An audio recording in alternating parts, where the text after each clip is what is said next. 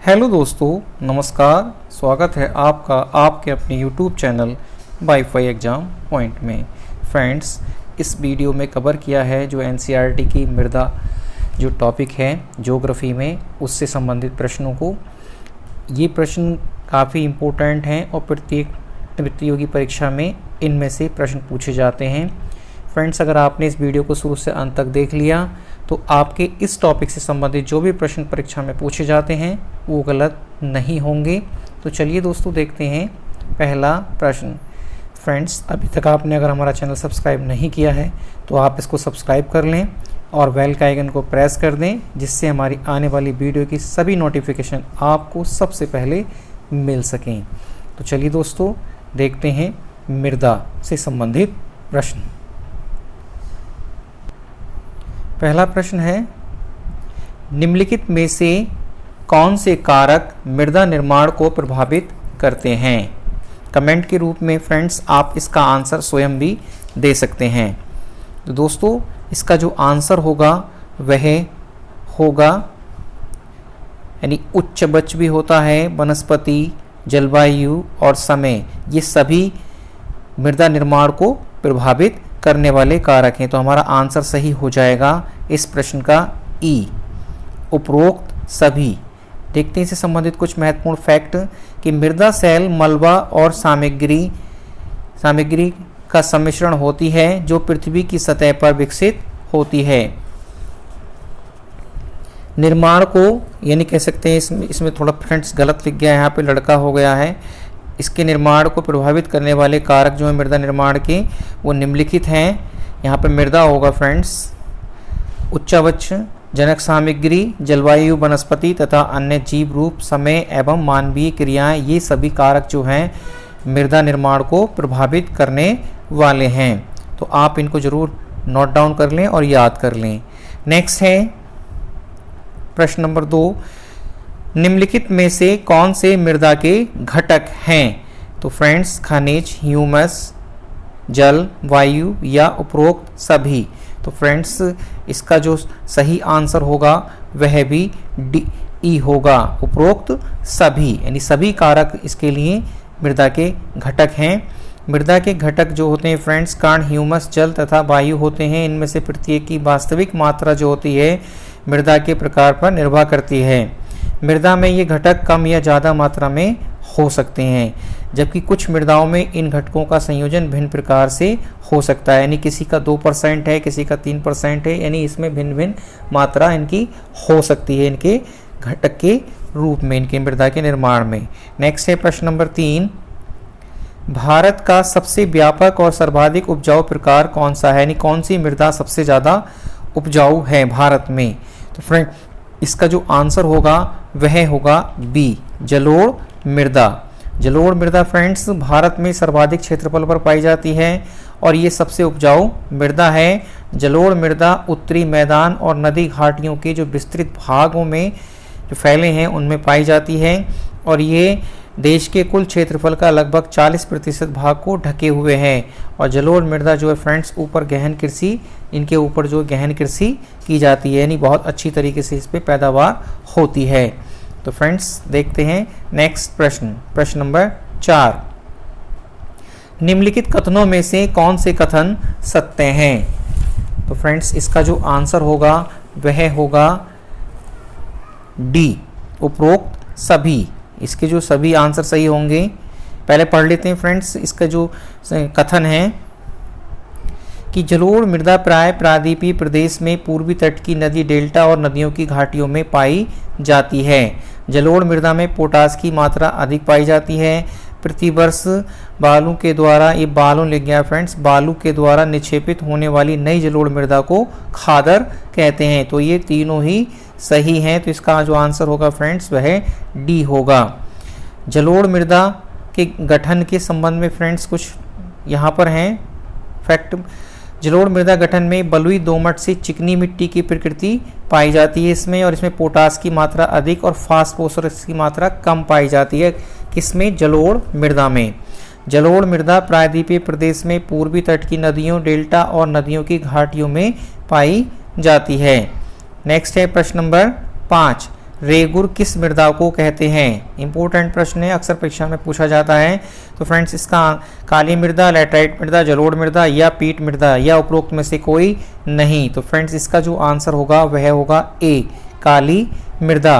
काली मृदा को रेगुर या कपास वाली मिट्टी भी इसको कहा जाता है। और काली मिट्टी जो होती है फ्रेंड्स, यानी काली मृदा गीली होने पर जो एकदम से फूल जाती है और चिपचिपी हो जाती है, और सूखने पर फ्रेंड्स ये सिकुड़ जाती है और इसमें दरारें सी बन जाती हैं। तो इसकी ये विशेषताएं हैं। प्रश्न नंबर 6, निम्नलिखित में से किन राज्यों में काली मृदा पाई जाती है? गुजरात, महाराष्ट्र, आंध्र प्रदेश, पंजाब, इनमें से किस में पाई जाती है? तो फ्रेंड्स हमारा जो आंसर होगा इसका वह होगा बी। बी आंसर इसका सही होगा। केवल 1, 2 और 3 यानी गुजरात में, महाराष्ट्र में और आंध्र प्रदेश में बी आंसर इसका सही होगा। कि काली मृदा दक्कन के पठार के अधिकतर भाग में पाई जाती हैं। इसमें महाराष्ट्र के कुछ हिस्से, गुजरात, आंध्र प्रदेश तथा तमिलनाडु के कुछ भाग इसमें शामिल हैं। दूसरा फैक्ट है कि गोदावरी और कृष्णा नदी के ऊपरी भागों में भी और दक्कन के पठार के उत्तरी पश्चिमी भाग में भी गहरी काली मृदा पाई जाती है, जो कि कपास की खेती के लिए बहुत ही महत्वपूर्ण है। नेक्स्ट है, लाल मृदा का रंग लाल होने का निम्नलिखित में से कौन सा कारण है? लाल मृदा का रंग लाल किसके कारण होता है? तो फ्रेंड्स इसका जो आंसर होगा वह होगा निम्नलिखित में से कौन सा? इसका जो आंसर है दोस्तों वह है डी, यानी लौह पदार्थों की उपस्थिति। लौह पदार्थों की उपस्थिति। तो लाल मृदा का रंग लाल होने का जो महत्वपूर्ण कारण है वह है पदार्थ फेरिक ऑक्साइड की उपस्थिति के कारण होता है, यानी लौह और फेरिक ऑक्साइड जिसको कहा जाता है। नेक्स्ट है, लाल मृदा के संबंध में नीचे दिए गए कथनों पर विचार कीजिए और फिर उनके आंसर दीजिए। तो पहले हम कथन देखते हैं दोस्तों कि लाल मृदा का विकास उन क्षेत्रों में हुआ जहां रबेदार आग्नेय चट्टानें पाई जाती हैं। दूसरा कथन है कि लाल मृदा जलयोजित होने पर पीली दिखाई देने लगती है। तो इसमें कौन सा सही होगा? केवल 1, केवल 2, केवल 1 और 2, ना तो 1 और ना ही 2 या उपरोक्त में से कोई नहीं। तो फ्रेंड्स इसका जो आंसर होगा वह होगा सी, 1 और 2 दोनों सही हैं। कि लाल मृदा का विकास दक्कन के पठार के पूर्वी तथा दक्षिणी भाग में कम वर्षा वाले उन क्षेत्रों में हुआ जहां रबेदार आग्नेय चट्टानें पाई जाती हैं। और फ्रेंड्स और ये जल योजित होने के कारण जो है लाल मृदा पीली दिखाई पड़ती है। ये कथन भी बिल्कुल सही है। देखते हैं नेक्स्ट प्रश्न, प्रश्न नंबर 9 कि निम्नलिखित में से कौन सा कथन लैटराइट मृदा के संबंध में सही नहीं है? उसने पूछा है सही नहीं है। तो आप प्रश्न को पहले सही से पढ़ें उत्तर देने से पहले। चलिए देखते हैं कि ये मृदा उच्च तापमान और भारी वर्षा के क्षेत्रों में विकसित होती हैं। ये बहुत ही अपक्षालित मिट्टियां हैं। यह मृदा प्रायद्वीप के ऊंचे क्षेत्रों में पाई जाती हैं। ये मृदाएं कृषि के लिए पर्याप्त उपजाऊ हैं। तो उसने पूछा है सही नहीं है, तो फ्रेंड्स डी ही इसका आंसर है सही। ये मृदाएं कृषि के लिए पर्याप्त उपजाऊ हैं, जबकि ये उपजाऊ नहीं होती हैं। नेक्स्ट इसके देखते हैं, इससे संबंधित कुछ तथ्य हैं कि लैटराइट एक लैटिन शब्द लेटर से बना है फ्रेंड, जिसका शाब्दिक अर्थ होता है ईंट। लैटराइट मृदाएं उच्च तापमान और भारी वर्षा के क्षेत्रों में विकसित होती हैं या पाई जाती हैं। उष्णकटिबंधीय भारी वर्षा होने के कारण इसमें तीव्र निछालन होता है, जिसके परिणाम स्वरूप लैटराइट मिट्टी का निर्माण हुआ है और ये आर्द्र प्रदेशों की अपक्षालित मिट्टियां हैं। और फ्रेंड तीसरा फैक्ट है कि इन मृदाओं में जैव पदार्थों नाइट्रोजन, फॉस्फेट और कैल्शियम की कमी होती है तथा लौह ऑक्साइड और पोटास की अधिकता होती है। परिणाम स्वरूप लैटराइट मिट्टियां कृषि के लिए उपजाऊ या पर्याप्त उपजाऊ नहीं होती हैं। नेक्स्ट है, कभी आपसे पूछ लेगा कि इन मृदाओं लैटराइट मृदाओं में किन पदार्थों की उपस्थिति ज़्यादा होती है? तो फ्रेंड्स इन पदार्थों में जो है लौह ऑक्साइड तथा पोटास की अधिकता पाई जाती है। नाइट्रोजन, फास्फेट और कैल्शियम की इसमें कमी होती है।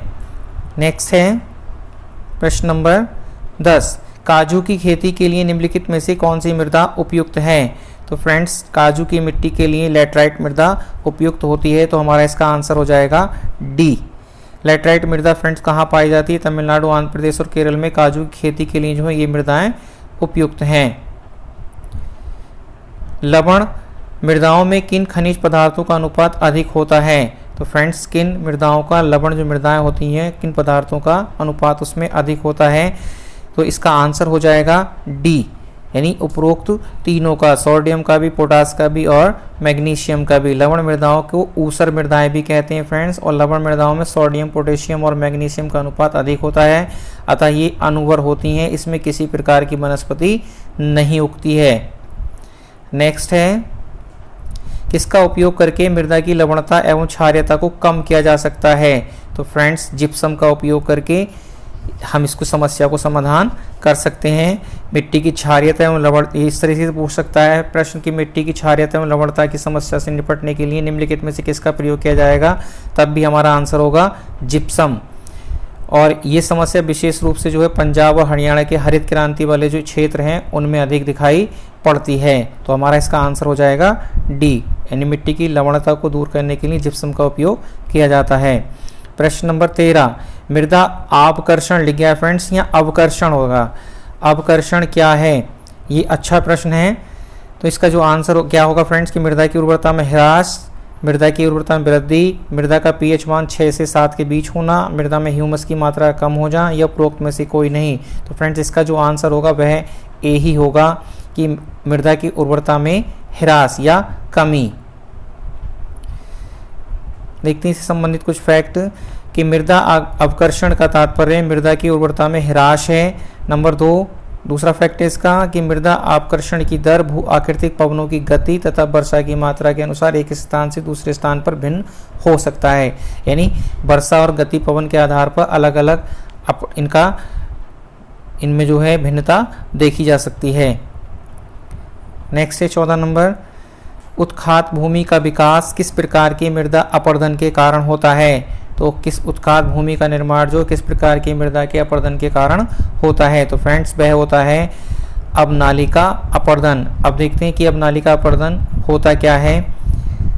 उत्खात भूमि का विकास फ्रेंड्स अवनालिका अपर्दन के कारण होता है। इस प्रकार की भूमि को बीहड़ भी कहा जाता है, और चंबल नदी के द्रोण बीहड़ बहुत ही अधिक फेमस हैं। नंबर 2 कि जल अपर्दन 2 रूपों में होता है, एक तो होता है परत दर अपर्दन और एक होता है अवनालिका अपर्दन।